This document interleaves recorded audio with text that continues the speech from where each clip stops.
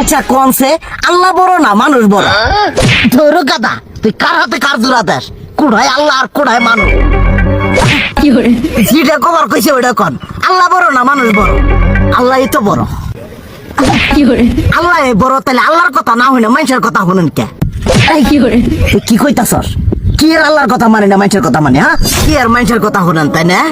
আমনে যে ওই দিনকে ডায়াবেটিসের রোগ নিয়ে যে হাসপাতালে গেলেন, ডাক্তার আপনারা কত কিছু খাবার না করলো, সব কিছু না খাই এখন চলতেছেন। তাহলে আল্লাহ যে আপনারা কইছে যে হারাম খাবার না, সুদ খাবার না, কই আপনি তো কাম কাজ বাদ দিয়ে এলাকার আমাদের টাকা পয়সা না গায়ে খালি ওইলে দিয়েই খান, নিজেরা টেও হালাল ভাবে কামাই করেন না, ওই সুদ তো না কটা টিয়া করে লাভ আহে ওইলে দিয়ে দিয়ে চলেন আর পেট বড় বানাইছেন। শুনেন একটা কথা কই, হারামের কোনোদিন আরাম নাই। হালাল পথে রুজি রোজগার করেন, প্রয়োজনে এড়া বেলা কম খায়েন, তাও শরীর পিণ্ডও ভালো থাকবো, কোনো রোগ বেদও হবো না, আরামও পাবেন, আল্লাহও খুশি থাকবো। তুই আমার এইভাবে বুঝাবি আগে কইলি না কে?